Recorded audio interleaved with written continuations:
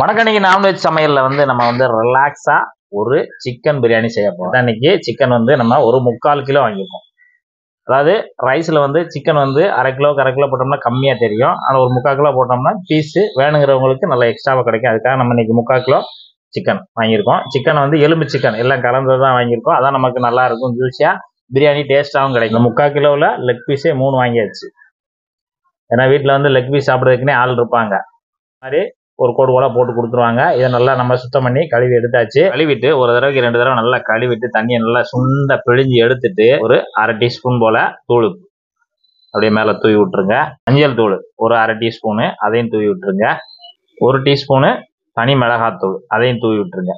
எதுக்காக அப்படின்னா நம்ம இப்படி முதைய தூவி எல்லாத்தையும் நல்லா கலந்து வச்சுட்டோம்னா நம்ம வந்து ஒரு 10 நிமிஷம் 20 நிமிஷம் அரை மணி நேரம் கழிச்சு கூட நம்ம அந்த சிக்கனை வந்து ரெடி பண்ணிக்கலாம். அதுக்காக தான் இப்படி கலந்து வச்சிட்டோம்னா கொஞ்சம் கவிச்சி வடையும் நமக்கு வராது. இப்போ இந்த அளவுக்கு நல்லா சூப்பராக எல்லாத்தையுமே தடவிட்டு இப்படி ஒரு ஓரமாக தனியாக வச்சுருவோம். அதுக்கடுத்து நம்ம பிரியாணி செய்கிறதுக்கான மற்ற வேலையை பார்ப்போம். இந்த மாதிரி கொஞ்சம் பெரிய பாத்திரம், அதாவது 3/4 கிலோ சிக்கன் 1/2 கிலோ அரிசி தான் நம்ம போட போகிறோம். அதுக்கு தகுந்தாப்புல பாத்திரத்தை நீங்கள் அடுப்பில் வச்சு இப்போ அடுப்பு பற்ற வச்சாச்சு. இல்லை எண்ணெய் வந்து நான் இப்போ சன்ஃப்ளவர் ஆயிலாம் சேர்த்துருக்கேன். 50 ml சேர்த்துருக்கேன்.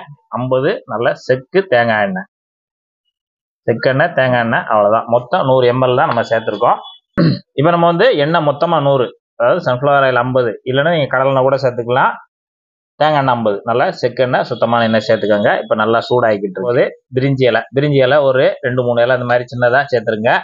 இப்போ நம்ம வந்து ஸ்டார் பூ 1, 4 கிராம்பு, ஒரு 5 ஏலக்காய், ஒரு 1/2 டீஸ்பூன் பெருஞ்சீரகம், ஒரு சின்ன அளவு துண்டு பட்டை, சுருள் பட்டை, அதை நம்ம இந்த தாளிப்பில் உள்ளே போட்டுடலாம். போட்டு லேசாக பொரிய விடுங்க. நல்லா பொரியணும். இப்போ நம்ம பொரிஞ்ச உடனே அப்படியே இந்த தேங்காய் எண்ணெய் வாசனை நல்லா ஜம்முன்னு வரும். இப்போ நம்ம வந்து ஒரு 200 கிராம் பெரிய வெங்காயம், அதாவது மீடியம் சைஸில் 3 பல்லாரி எடுத்து நல்லா இந்த மாதிரி பொடுசாக வெட்டும் போதே நல்லா நைஸாக வெட்டிடுங்க. ஏன்னா அப்போ நமக்கு வதக்குறதுக்கு கொஞ்சம் ஈஸியாக இருக்கும், சட்டுன்னு வேலை முடியும். அதுக்காகத்தான் அது நல்லா அதையுமே நொறுக்கிட்டு உள்ளே சேர்த்துருங்க. நல்லா இந்த மாதிரி உதிரியாக உள்ளே சேர்த்துருங்க. எல்லாத்தையுமே அப்படியே சேர்த்துருங்க. 200 கிராம்லேருந்து 250 கிராம் வரைக்கும் இருக்கலாம் வெங்காயம். பச்சை மிளகா ஒரு 4 பச்சை மிளகா, அதையும் நம்ம இந்த வெங்காயத்தோடு சேர்த்து நல்லா வதக்கிடலாம். நல்லா பச்சை மிளகா வெங்காயம் நல்லா ஒரு பாதிக்கு மேல் நல்லா வதங்கிடணும். இப்போ இந்த வெங்காயம் வதங்கிட்டு இருக்கும் போதேவும் 2 டீஸ்பூனு தூள் உப்பு, இதுக்கு தேவையான உப்பு நம்ம ஏற்கனவே 1/2 டீஸ்பூனு அதில் வேற மிக்ஸ் பண்ணியிருக்கோம். அதனால் கணக்கு பண்ணி இதுலையும் சேர்த்துக்கங்க. நமக்கு வெங்காயம் வதங்குற நேரத்தில் நம்ம அரிசியை வந்து நம்ம ஊற வச்சுக்க போகிறோம். அரிசி வந்து இன்றைக்கி நம்ம மெஷர்மெண்ட் கப்பில் 2 கப்பு சீரக சம்பா எடுத்துருக்கோம். சீரக சம்பா அரிசியில் தான் இன்றைக்கி நம்ம சிக்கன் பிரியாணி பண்ண போகிறோம். 2 கப்பு மெஷர்மெண்ட் கப்பில்னா 1/2 கிலோ வெயிட், இதில் வந்து 1/2 கிலோ. அதை நல்லா ஒரு 2 தடவை தண்ணி ஊற்றி நல்லா கழுவிட்டு நம்ம இந்த வெங்காயம் வதங்குற நேரத்தில் அது ஊறினாலே கிட்டத்தட்ட ஒரு 15 நிமிஷம் 20 நிமிஷத்துக்குள்ளே ஊறினா போதும். ரொம்ப நேரம் ஊறிட வேண்டாம் அரிசி. இப்போ நம்ம 2 தடவை அரிசியை களைஞ்சி தண்ணி எடுத்துட்டு இப்போ கொஞ்சமாக தண்ணி ஊற்றி லேசாக முங்குற அளவுக்கு தண்ணி ஊற்றி அப்படியே வச்சிடலாம். போதும். இப்போ நம்ம வெங்காயம் வந்து நல்லா அந்த அளவுக்கு நல்லா சொதிஞ்சு வதங்கி வந்துடணும். பார்த்தீங்கன்னாலே தெரியும், நல்லா ஓரளவுக்கு ப்ரௌனாக வதங்கி வந்துடணும். ஒரு 25 கிராம் இஞ்சி, 25 கிராம் பூண்டு எடுத்து நல்லா நம்ம இங்கே நச்சு வச்சுருக்கோம். அந்த நச்சு வச்சுருக்கதை போட்டுக்கலாம். பேஸ்ட்டாகவும் போட்டுக்கலாம், 1-2 நச்சாகவும் போட்டுக்கலாம். போட்டு எல்லாத்தையுமே உள்ளே சேர்த்துருங்க மொத்தம். இப்போ நம்ம இந்த இஞ்சி பூண்டு போட்டு கிட்டத்தட்ட ஒரு நிமிஷம் நல்லா கிண்டி கொடுத்து அந்த பச்சை வாசனை எல்லாம் போன பிறகு இப்போ நம்ம மல்லியில நல்லா இந்த அளவுக்கு ஒரு குத்தை எடுத்து நல்லா பொடுசாக வெட்டி வச்சுருக்கோம். அதில் இந்த அளவுக்கு போட்டுருங்க. ஒரு கைப்பிடி அளவு உள்ளே சேர்த்துருங்க. கொஞ்சம் மிச்சம் இருக்கட்டும், நம்ம கடைசி தம்முக்கு தேவைப்படும். அதே மாதிரி புதினா ஒரு கையளவு, இந்த அளவுக்கு அப்படியே முள்ளி எடுத்து போனால் இந்த அளவுக்கு வரும், அந்த அளவுக்கு எடுத்து உள்ளே சேர்த்துருங்க. இப்போ இதையும் சேர்த்து இதோட நல்லா வதக்கி விட்டுருங்க. மல்லியும் புதினாவும் போட்டு ஒரு நிமிஷம் நல்லா வதங்கின உடனே தக்காளி, இங்கே வந்து ஒரு 100 கிராம் தக்காளி, மீடியம் சைஸு ஒரு 3 தக்காளி அந்த அளவுக்கு எடுத்து நல்லா பொடுசாக வெட்டி வச்சுருக்கோம். நல்லா அந்த வெங்காயத்தோடு சேர்த்து இதையும் சேர்த்து வதக்கி விடுங்க. நல்லா மசிஞ்சு வரணும் அந்த தக்காளி. இப்போ இந்த இடத்துல ஒரு 25 கிராம் முந்திரி பருப்பு, ஆமாம் வேணும்னா போட்டுக்கலாம், ஆப்ஷனல் தான். இப்போ நல்லா தக்காளி பார்த்தீங்கன்னா நல்லா மசிஞ்சு வந்துருச்சு. இந்த அளவுக்கு நல்லா மசிஞ்ச உடனே தயிர் வந்து புளிக்காத கெட்டி தயிர் ஒரு 100 ml இந்த இடத்துல சேர்த்துருங்க. அதையும் சேர்த்து நல்லா கலந்து விட்டுருங்க. இப்போ நமக்கு தயிர் ஊற்றி லேசாக ஒரு நிமிஷம் போல் நல்லா கிண்டி கொடுத்துட்டேன். நல்லா இப்போ இந்த சமயத்தில் தேவையான மசாலா சேர்க்க போகிறோம். மசாலானா 1 டீஸ்பூனு மல்லித்தூள், 1 டீஸ்பூனு சாதாரண மிளகாத்தூள், 1/2 டீஸ்பூனு சீரகத்தூள், ஒரு 1/2 டீஸ்பூனு மிளகுத்தூள், ஒரு 1/4 டீஸ்பூன் மஞ்சள் தூள், எல்லாத்தையுமே இதில் சேர்த்துடலாம்.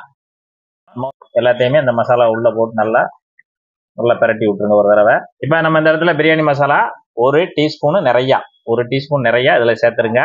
இந்த பிரியாணி மசாலா நம்ம வந்து ஏற்கனவே அரைச்சி வச்சிருந்தது. இதோட லிங்க் வந்து நம்ம டிஸ்கிரிப்ஷன்ல இருக்கும். அதனால அதை நீங்க செக் பண்ணிட்டு அதே மாதிரி பிரியாணி மசாலா அரைச்சி போடனாலும் போட்டுக்கோங்க. இல்லை நீங்க ஏற்கனவே வீட்டில் வச்சிருந்தா கூட அந்த பிரியாணி மசாலாவை இந்த இடத்துல சேர்த்துருங்க. இப்போ நம்ம வந்து மசாலா ரெடி ஆயிடுச்சு. மசாலா ரெடி ஆன உடனே இங்கே நம்ம சிக்கனை வந்து எல்லாமே நல்லா சுத்தப்படுத்தி அந்த மசாலா போட்டு விரைவி வச்சிருக்கோம். அதை நம்ம இதில் சேர்த்துடலாம். அந்த மசாலாவோட சேர்த்துடலாம். சேர்த்துட்டு நல்லா அந்த மசாலாவோட சேர்த்து அந்த சிக்கனை நல்லா கிண்டி கொடுங்க. கிண்டி கொடுத்து அந்த மசாலாவும் இந்த சிக்கனும் கொஞ்சம் நல்லா உள்ள ஒன்று சேரணும். இப்போ நமக்கு அந்த சிக்கனை போட்டு அந்த மசாலாவில் போட்டு நல்லா 2 நிமிஷம் அப்படியே கிண்டி அந்த மசாலாவும் சிக்கனும் நல்லா அந்த கார சாரமெல்லாம் நல்லா உள்ள வெந்துருச்சுன்னா தான் நமக்கு அந்த ரைஸோட சேர்த்து அந்த சிக்கனை பிச்சு சாப்பிடும்போது நமக்கு அந்த டேஸ்ட் நல்லா இருக்கும். அந்த மசாலா டேஸ்ட் தான் நமக்கு பிரியாணியில நல்லா தூக்கி கொடுக்கும். இப்போ நம்ம தண்ணி சேர்க்க போறதுல நம்ம வந்து சுடு தண்ணி அளவு தண்ணி தான் வச்சிருக்கோம். நம்ம வந்து 2 மெஷர்மெண்ட் கப்ல 2 கப்பு அரிசி எடுத்துருக்கோம். அதே மாதிரி 4 கப்பு தண்ணி வச்சு இங்க சுட வச்சிருக்கோம். சுட வச்சிருக்க தண்ணியை தான் இந்த சிக்கன்ல நம்ம ஊத்துறோம். சுடு தண்ணி ஊற்றும் போது நமக்கு அந்த வந்து மசாலா எல்லாமே ஆஃப் ஆகாது. நல்லா ஆஃப் ஆகாம ஏற்கனவே சூடோட இருக்கும்போது இந்த தண்ணி சேர்ந்து ஊற்றும் போது அந்த மசாலாவும் இதுவும் சேர்க்கும் போது நமக்கு அந்த ஈக்குவலா கிடைக்கும். 5 நிமிஷம் போல நல்லா வேகட்டும். இப்போ நம்ம வந்து தண்ணி ஊற்றி நல்லா சிக்கனு 5 நிமிஷம் சூப்பராக வெந்துருச்சு. இப்போ இந்த இடத்துல நம்ம ஏற்கனவே கழுவி ஊற வச்சிருக்கிற அந்த சீரக சம்பா அரிசியை எல்லாத்தையுமே மொத்தமாக இதில் சேர்த்துக்கிடுவோம். அரிசியை சேர்த்துட்டு இது எல்லாத்தையுமே ஒரு தடவை நல்லா கலந்து விட்டுறலாம். இந்த அரிசி போட்டதுக்கப்புறம் தான் நம்ம ரொம்ப கவனமாக இருக்கணும். ஏன்னா அடிப்பிடிக்க ஆரம்பிக்கும். அதனால் பக்கத்துலேயே இருந்து கிண்டி விட்டுக்கிட்டே இருக்கணும். இப்போ நம்ம சேர்த்த அரிசி எல்லாமே நல்லா வேகணும். இந்த இருக்கிற தண்ணியும் நல்லா வற்றி வரணும். அதுக்கப்புறம் தான் நம்ம தம் போட போகிறோம். இந்த அரிசி வேகிற நேரத்தில் மட்டும் லைட்டாக அப்படியே அப்பப்போ கிண்டி விட்டுக்கிட்டே இருக்கணும். இப்போ இந்த அளவுக்கு தண்ணி நல்லா வற்றி வந்துருச்சு. இதை இன்னும் கொஞ்சம் நேரம் இருந்தோம் அப்படின்னா இந்த தண்ணி எல்லாமே நல்லா இஞ்சி வந்துடும். இப்போ நமக்கு அரிசி கிட்டத்தட்ட 3/4 பதத்துக்கு நல்லா வெந்துருச்சு. மீதி கால்வாசி வந்து தம் போட்டு வேக வைக்க போகிறோம். இப்போ எல்லாத்தையும் மேலே நல்லா ஒன்று போல் பரப்பி விட்டுறலாம். இப்போ இதுக்கு மேலே ஒரு 2 டேபிள் ஸ்பூன் அளவுக்கு மட்டும் நெய் சேர்த்துக்கிடுவோம். நல்லா மணமாக இருக்கும். இப்போ இதுக்கு மேலேயே கொஞ்சமாக மல்லித்தலை, கொஞ்சமாக புதினா தலை இது எல்லாத்தையுமே சேர்த்து மேலே நல்லா தூவி விட்டுட்டு ஒரு 1/4 எலுமிச்சம்பழத்தை மட்டும் இதில் லைட்டாக புழிஞ்சு விட்டுக்குருவோம். இது இன்னும் கொஞ்சம் நல்லா சுருன்னு இருக்கும் சாப்பிடும்போது. இப்போ இதுக்கு மேலே இந்த மாதிரி சின்ன சின்ன வாழை இலையை வச்சு மேலே மூடி வச்சுருவோம். வாழை இலையை வச்சு தம் போடும்போது இன்னும் நல்லா டேஸ்ட் கிடைக்கும் நமக்கு. இப்போ இதுக்கு மேலே அந்த ஆவி வெளியில் ரிலீஸ் ஆகாமல் இருக்கிற அளவுக்கு ஒரு தட்டை வச்சிடலாம். இப்போ இந்த தம் போடுறது எப்படின்னு பார்க்கலாம். இப்போ அடுப்பு எரிஞ்சிட்டு இருக்குது. அந்த அடுப்புக்கு மேலேயே ஆகாத தோசைக்கல் இருந்ததுன்னா அதுக்கு மேலே வச்சிடலாம். அதுக்கு மேலே நம்ம பிரியாணி செய்கிற அந்த பாத்திரத்தை வச்சு தட்டை வச்சு மூடி இதுக்கு மேலே ஒரு வெயிட் எடுத்து வச்சிட்டோம் அப்படின்னா நல்லா தம் ஆயிரும். இது கிட்டத்தட்ட ஒரு 10 நிமிஷம் மட்டும் தம் போட்டாலே போதும். இப்போ நம்ம வந்து அந்த சிக்கன் பிரியாணியை தம்மில் வச்சு 10 நிமிஷம் ஆயிடுச்சு. தண்ணியை தனியாக எடுத்துருங்க. அந்த இலையை பூரா எடுத்துடலாம். அதுவும் கரண்டிட்ட உழைச்சி விடுங்க.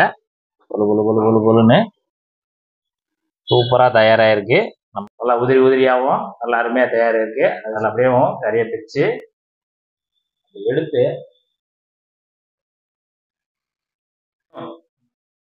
சொல்ல முடியல, அந்த அளவுக்கு அருமையாக இருக்கு.